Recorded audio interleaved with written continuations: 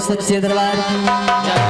आइए केवल एक लाइन गुरुदेव के चरणों में, उसके बाद प्रभु इच्छा प्रसंग की ओर।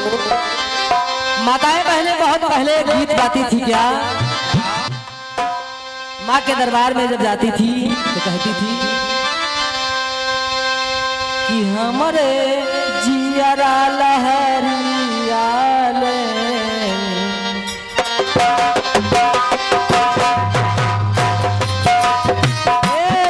हमारे जियरा लहरिया ले, भवानी तुम्हारे दर्शन को।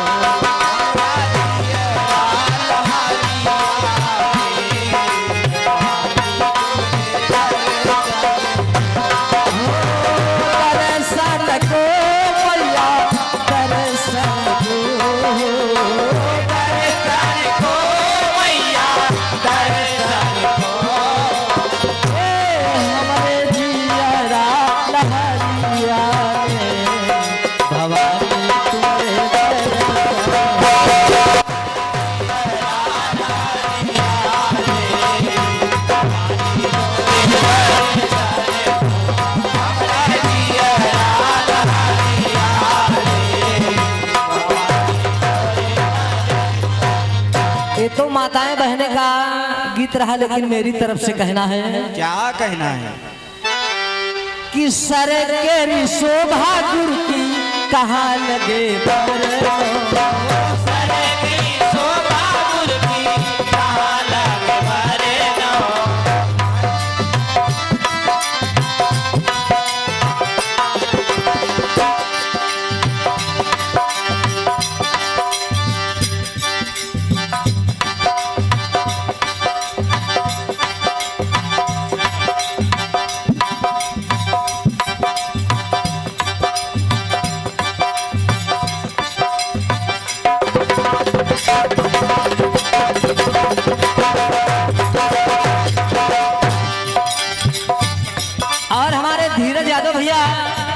जो इसी डोढ़ारा के निवासी हैं, प्रधान पद के प्रत्याशी भी हैं। और माँ सैलानी से यही निवेदन है कि माँ भगवती सदैव के अपने संग बोले सच्चे दरबार की।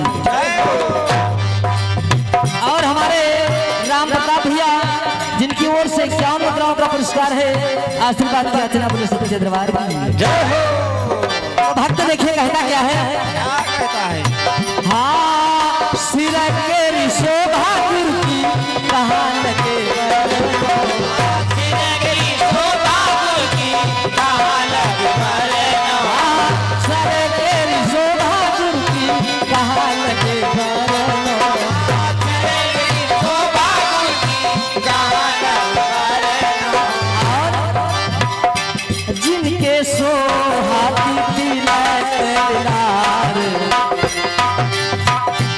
जिनके सोहाती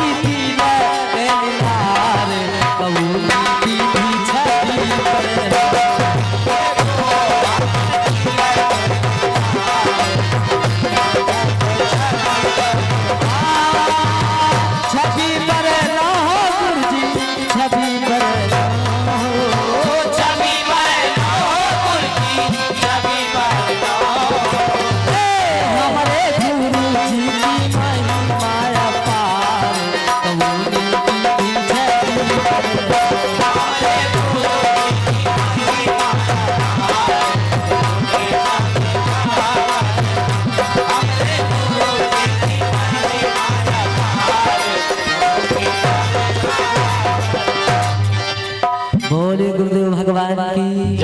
आइए समाज का जैसा दिशा निर्देश भैया जी के द्वारा समाज ने सूचित किया कि प्रसंग महाभारत से होगा। आइए हमारे भैया जी के द्वारा महाराजा उपरचर की कथा में जिनकी नारी का नाम था अद्रिका, वो एक अप्सरा थी, ब्रह्मा जी के श्राप से वो आकर के अद्रिका के रूप में हुई। और राजा उपरचर को जिस समय काम वासना जागी, उसमें शिकार खेलने के लिए गए थे, तो अपने वीर को बाज के यहाँ दोने में रख करके भेज दिया। दूसरी चील आई, आपस में झगड़ा हुआ, वो वीर दरिया में गिर गया। भैया जी के मुखारबिंद से बताया गया कि जुड़वा संतान पैदा हुई। एक का नाम भैया जी ने योजनगंधा, सत्यवती इस सब प्रकार से मिला। मछोदर भी बताया गया क्योंकि मछली से भैया जी का मेन पॉइंट है कि उस लड़के का क्या नाम था। तो कहीं कहीं पुराणों का मत है, किसी कवि ने कहा है क्या? कि राम नाम एक वृक्ष है, वो शाखा गमया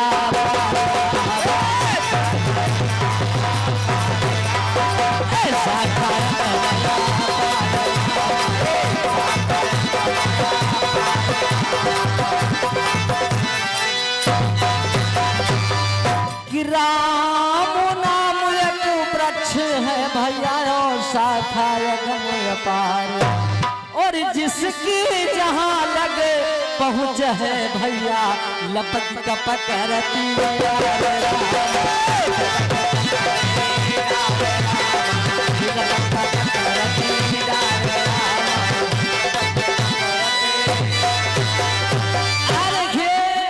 पुराणों का मत है। हमारे भैया जी को मिला कि ब्राह्मणों को दे दिया गया, लेकिन मुझे मिला कि जो मछली थी, जो मछली से लड़की जन्म लिया, वो धीवर को दे दिया गया, और जो लड़का था उसको महाराजा उपरचरी, और उपरचरी राजा का नाम उपरचर नहीं था, उसका नाम था वसु। उपरचर का नाम कब पड़ा? जब एक छड़ी इंद्र देवता ने दिया था, और इनका ओरिजिनल नाम था वसु। तो बताया जाता है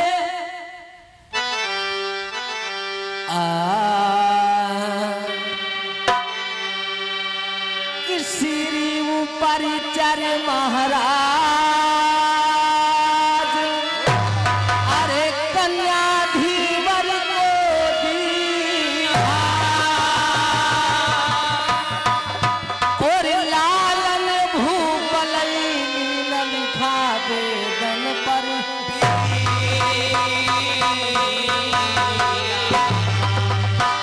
कि नाम मत्स्य पड़ा लड़का का, रहे वेद बदला,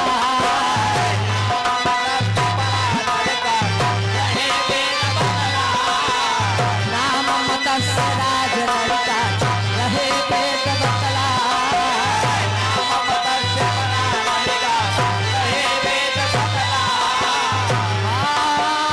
तब से मत्स्य वंश भचलिया, तब से मत्स्य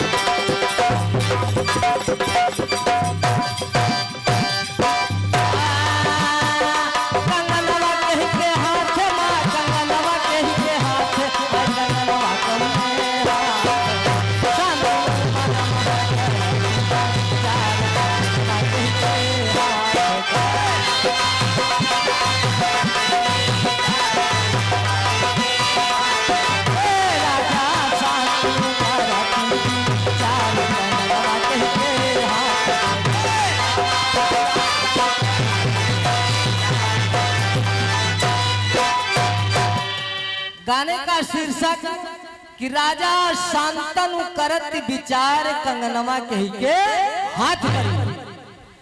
क्योंकि बताया जाता है माँ गंगा ने जब 7 बच्चों को नदी में डाल करके गंगा में समाहित करके और जब गंगा में समाहित हो गई तब महाराजा शांतनु को एक कंगन दिया था कि हे राजन हम तो जा रहे हैं लेकिन ये कंगन जिस कन्या के हाथ में पड़ जाएगा पहना दोगे उसकी नाप की होगी उससे आप शादी कर लेना।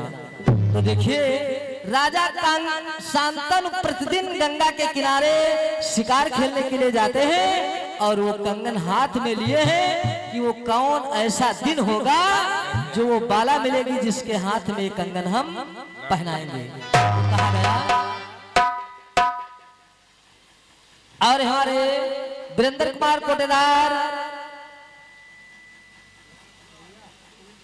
प्रत्याशी और उनकी ओर से 100 मुद्राओं का पुरस्कार है। राम दुलारे यादव भैया जी की ओर से 100 मुद्राओं का पुरस्कार है। प्रेमचंद यादव भैया जी की ओर से 100 मुद्राओं का पुरस्कार है और शिववरण यादव भैया जी की ओर से 100 मुद्राओं का पुरस्कार है और लल्लू पाल भैया जी की ओर से 101 मुद्राओं का पुरस्कार है। मां सैलानी सदैव वंग संग्रह बोले सत्य दरबार की और हमारे संतराम भैया बकरी गांव के निवासी हैं भैया जी की ओर से 20 मुद्राओं का पुरस्कार है। आशीर्वाद की याचना बोले सत्य दरबार की। और हमारे उमेश कुमार बड़े भैया जो ड्योढ़ारा की पावन धरती से समाज में पधारे हैं भैया जी के कर कमलों से 51 रुपए का पुरस्कार बोले कन्हैया भगवान की जय हो। आज बताया जाता है कि गंगा जी के कहने के अनुसार महाराजा शांतनु गंगा के किनारे रोज आते हैं और इधर वो धीवर की कन्या धीरे धीरे सयानी होती है। एक दिन का जिक्र है अपने पिता के लिए भोजन लेकर के जाती है घाट के ऊपर तो पिता उसका भोजन करने लगता है और वो लड़की जिसका नाम मछोदर बताया गया है वो लड़की घाट पे बैठी है। तब तक बताया जाता है कि पाराशर महाराज चल देते हैं। होनी देखिए जब पाराशर पहुंचे तो उन्होंने धीवर से कहा कि भैया मुझे ई पार से उस पार कर दो। तो धीवर भोजन कर रहा था मछोदरी तुरंत तैयार हो गई और पाराशर जिस समय मछोदरी के साथ नाव पे बैठ करके बीचों बीच धारा में पहुंचते हैं तो कहा गया है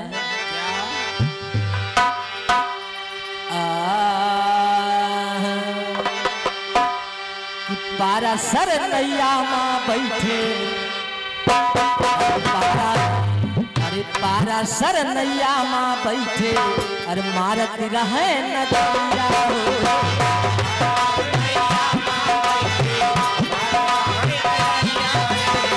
पाराशर नैया मां बैठे मारत रहे नदिया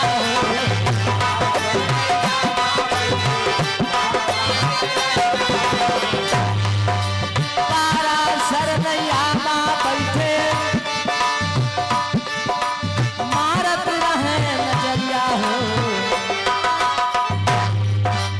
लहर लहर लो लहर भैया गंगा के लहर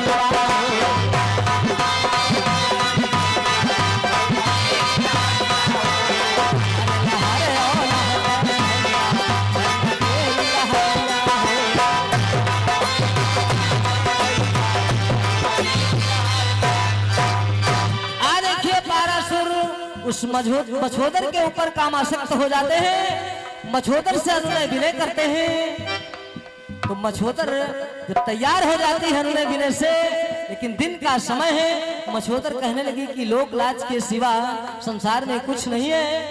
तो पाराशर बताया जाता है तभी से जो जाड़े में कोहरा गिरता है तो कोहरा की उत्पत्ति पाराशर के द्वारा हुई। आ देखिए उसी मछोदर से पाराशर के गर्भ से वीर से एक लड़का पैदा होता है जिसका नाम था व्यास। पाराशर और मछोदर से एक लड़का पैदा होता है जिसका नाम है व्यास।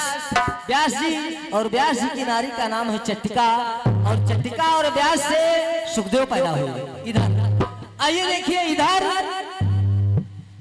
एक दिन योजनगंधा नदी के किनारे जाती है और शांतनु देख करके योजनगंधा को लैलायित हो जाते हैं।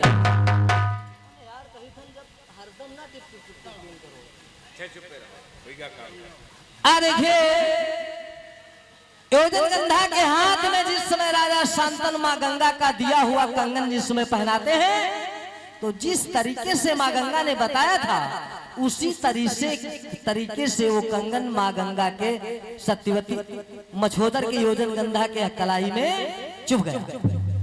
आज जब चुभ जाता है वो कंगन, तो शांतनु कहने लगे कि हम आपसे विवाह करना चाहते हैं।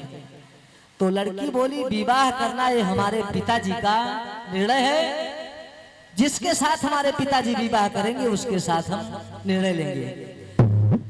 आ देखिए इस बात को शांतनु के दिल में खलबली मच जाती है।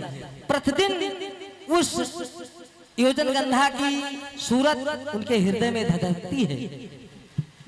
धीरे धीरे महाराजा शांतनु का चेहरा मलिन होता जाता है और इधर जो शांतनु का पहला लड़का, आखिरी लड़का जो देवव्रत है, जिसका नाम भीष्म पितामह पड़ता है, समय आने पर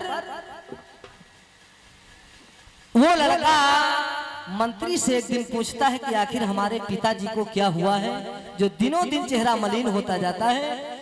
तो मंत्री ने बताया कि आपके पिता जो है दूसरी शादी करना चाहते हैं, वो भी धीवर की कन्या के साथ। लेकिन धीवर की कन्या कहती है कि हमारे पिताजी जो निर्णय लेंगे वही होगा।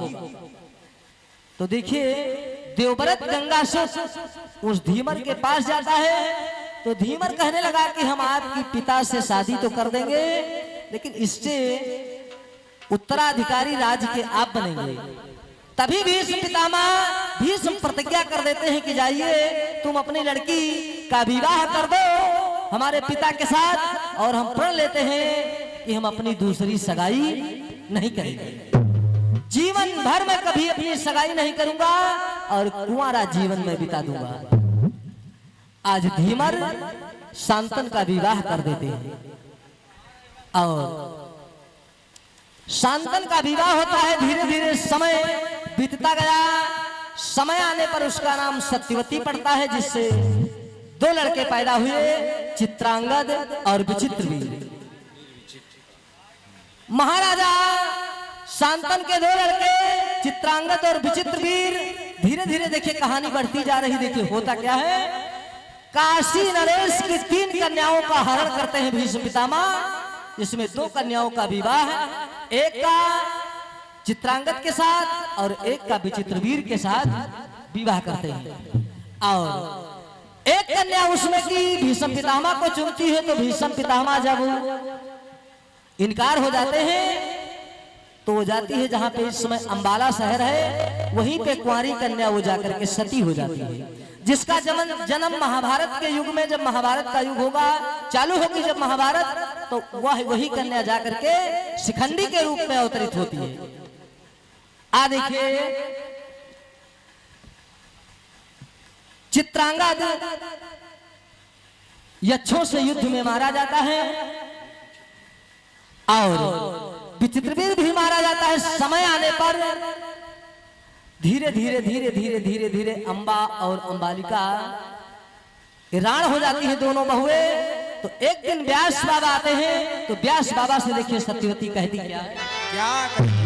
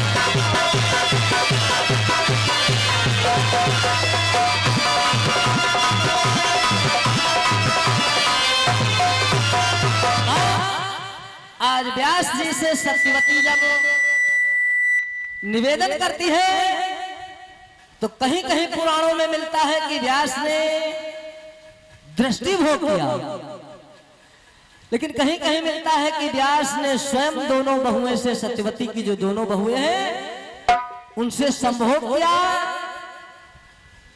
एक से धृतराष्ट्र पैदा हुए और एक से पांडु पैदा हुए, और जो दासी थी उसके साथ में जब व्यास जी ने संभोग किया तो उससे विदुर का अवतार बताया जाता है। देखिए कहानी धीरे धीरे बढ़ती जा रही है।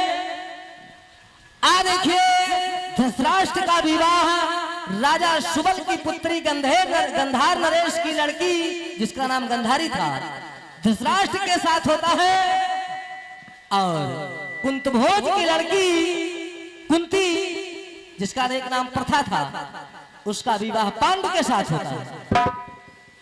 आ देखिए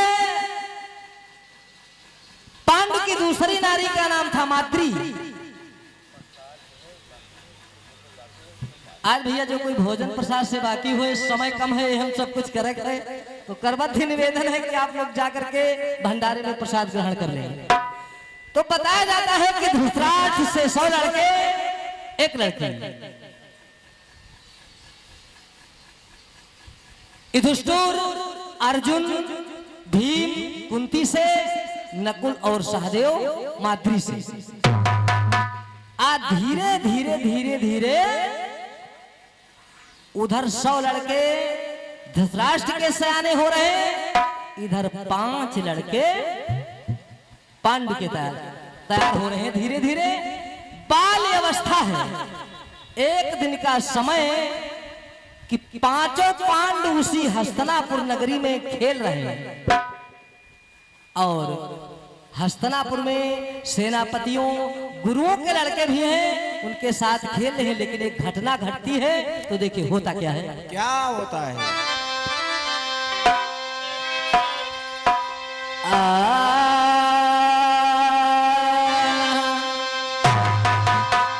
कि एक दिवस की बात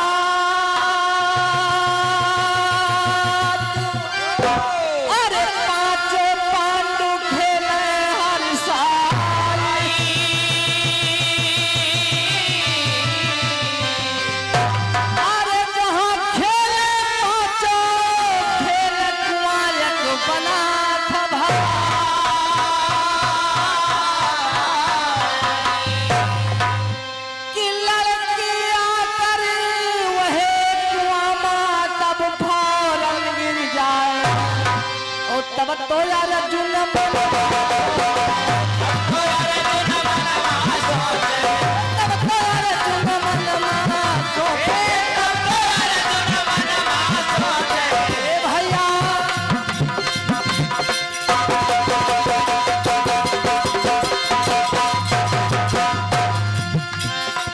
भैया कुंती के कुमार कंगन कह के हाथ पर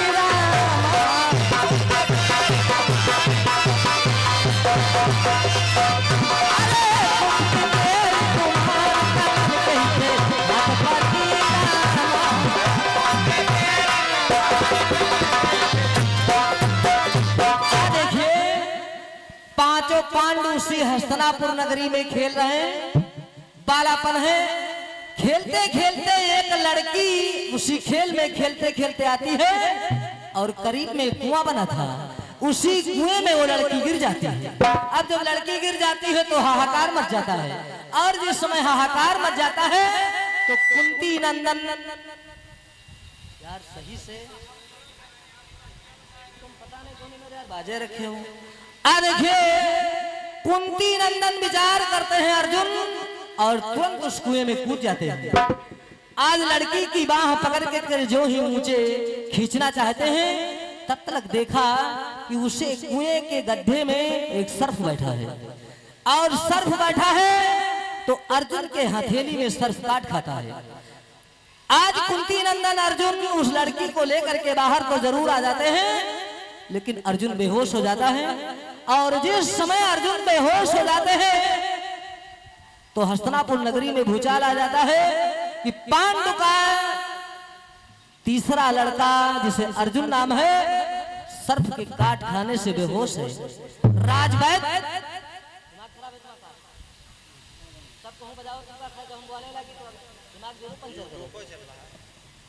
देखिए जिस समय अर्जुन बेहोश हो जाता है, राजवैद आता है तो बताता है कि विष को कम करने वाली जो औषधि है वो अगर रातों रात नहीं आई तो अर्जुन मर जाएगा। आज कुंती हैरान हो जाती है। राजवैद कहने लगे कि रातों रात अगर विष कम करने वाली बूटी नहीं आई तो अर्जुन मर जाएगा। राजवैद से पूछा गया कि वो बूटी मिलेगी कहां, तो राजवैद ने बताया कि विंध्य पर्वत के ऊपर वो बूटी मिलेगी। आज उनसे पूछा जाता है कि बूटी को लाने के लिए तैयार कौन होगा, तो बताया जाता है कि धर्म के अवतार युधिष्ठिर जी विंध्य पर्वत पे जाते हैं और बूटी लेकर के जिस समय चलते हैं तो बहुत बड़ा तूफान आता है और तूफान के साथ वर्षा होती है। आज देखिए वर्षा होती है तो उसी वर्षा के पानी के बहाव में धर्मराज बहते जा रहे हैं। युधिष्ठिर उसी पानी के बहाव में बहते बहते एक नदी में प्रवेश कर जाते हैं। इधर युधिष्ठिर नदी में बह रहे हैं, इधर हस्तिनापुर में अर्जुन बेहोश पड़ा है। तो इसी जगह से वाणी का विराम है तो कहना है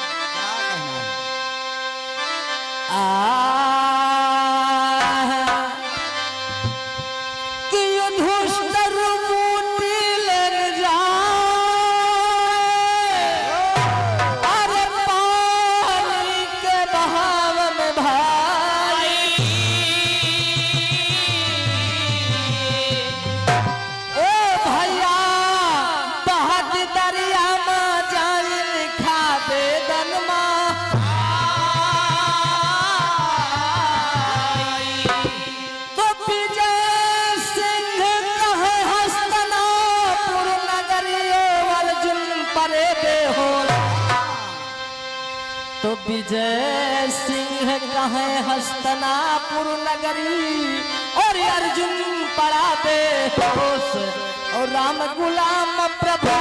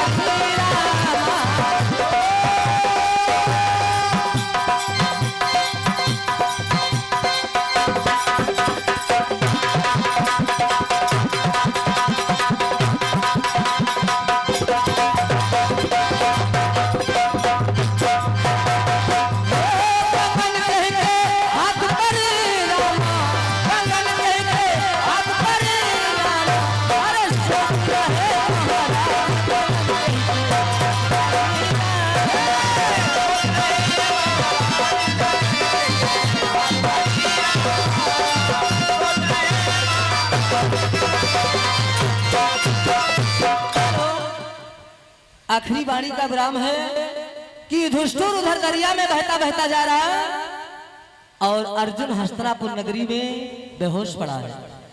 आइए अभी हमारे भैया जी ने कटपिस गाया था कि जिस समय सुदामा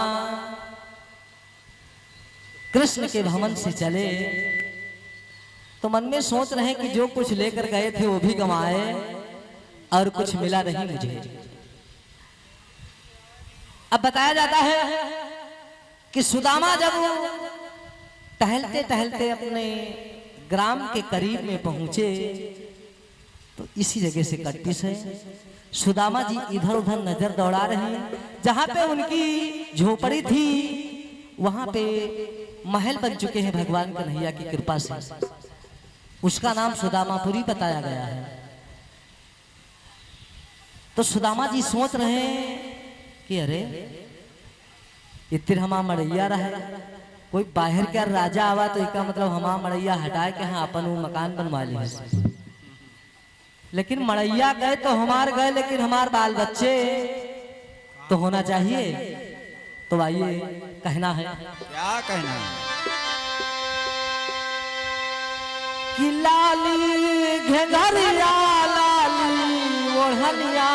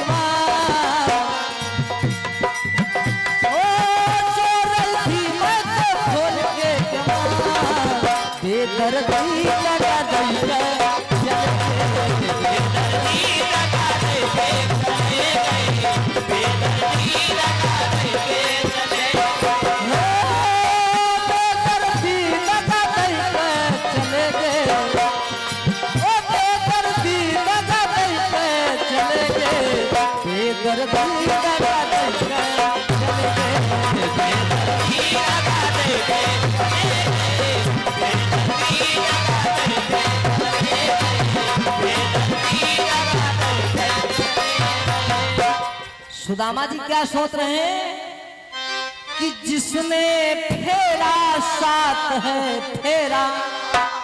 जब शादी विवाह होते तो मेहरुआ और मर्द मिलके साथ फेरा लगाओ, तो एक शब्द के दो अर्थ कि जिसने फेरा साथ है फेरा, उसने अब हमसे मुंह फेरा। ओ फेरे के मुंह मेहरारू हमारा। सुदामा जी सोच रहे हैं कि फेरे के मुंह मेहरारू हमारा, ये हमका कच्चा दल पे चली गए।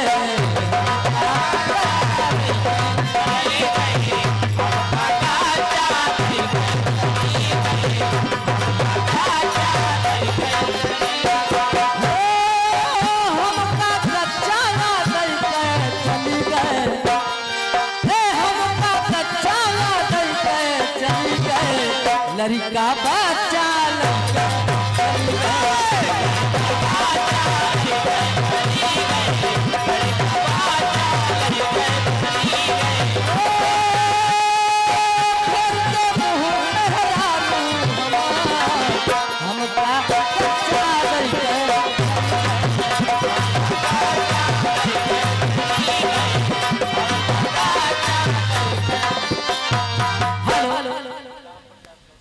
और हमारे राम प्रताप भैया जो डौढारा की पावन धरती से उपस्थित हैं, भैया जी की ओर से 50 मुद्राएं समर्पित हैं। आशीर्वाद क्या इतना बोले सत्य दरबार की। और ये हमारे यादव रोहित चैनल की ओर से 101 मुद्राओं का पुरस्कार है। और मां सैलानी से यही निवेदन है कि इनके लक्ष्य को आगे बढ़ाते रहें और इनकी बुद्धि विवेक पे सदैव ध्यान रखें। और आप लोगों से निवेदन है कि यादव रोहित चैनल को देखिए, हमारे नहीं बहुत लोगों के प्रोग्राम आएंगे। लाइक करिए, सब्सक्राइब करिए, महान कृपा होगी। बड़े प्रेम से बोले सच्चिदानंद भगवान की जय हो। तो आ देखिए, ये तो रहा 31 भैया जी ने जहां से लिया उसी जगह से मेरी तरफ से छोटी सी बात चारों युगों में कहना है।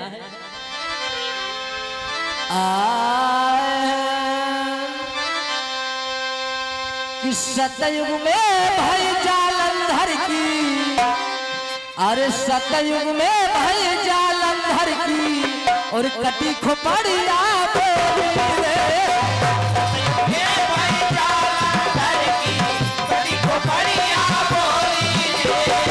सतयुग में भई जालंधर की कटी खोपड़िया बोली रे।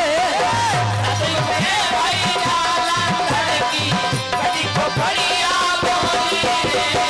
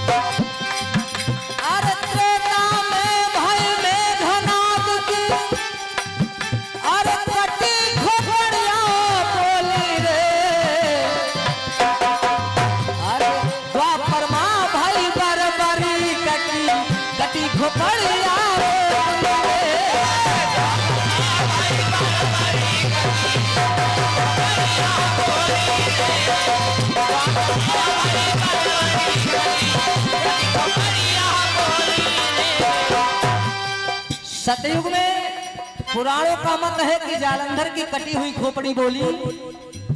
त्रेता में प्रमाण मिलता है कि रावण का लड़का जिसका नाम था मेघनाथ, सुलोचना ने अपने सतीत्व के बल पर खोपड़ी को हंसा दिया था। द्वापर में बताया जाता है कि महाभारत को देखने के लिए भगवान कन्हैया ने बर्बरीक के शीश को एक पर्वत पे रख दिया था। फिर आखिरी में जब बर्बरीक से पूछा गया तो बर्बरीक ने बताया, मैंने महाभारत में केवल आपका चक्र देखा है।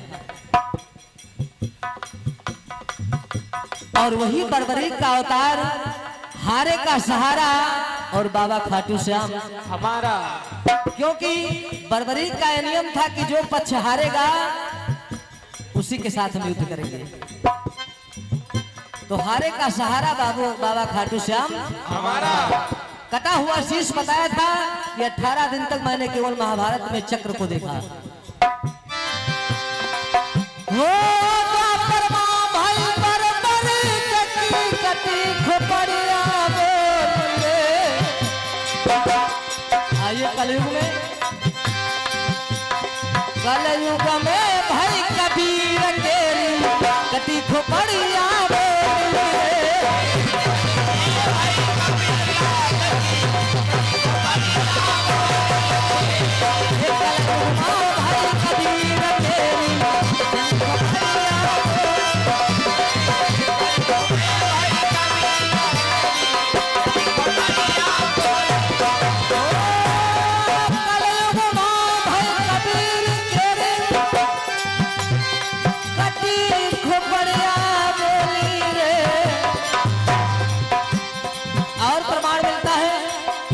जिस समय आल्हा उदल माड़ों को गए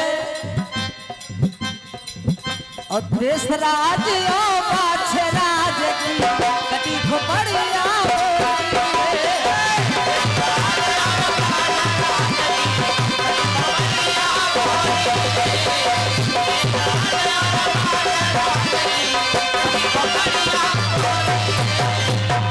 सच्चे दरबार की जय हो, आज के आनंद की जय हो, श्रोता सकल समाज की जय हो। आइए इसी जगह से वाणी का विराम है। और हमारे परम आदरणीय रामानंद बड़े भैया जो ठिकरिया की पावन धरती से उपस्थित हैं, 120 मुद्राओं का दान है। आशीर्वाद की याचना बोले सच्चे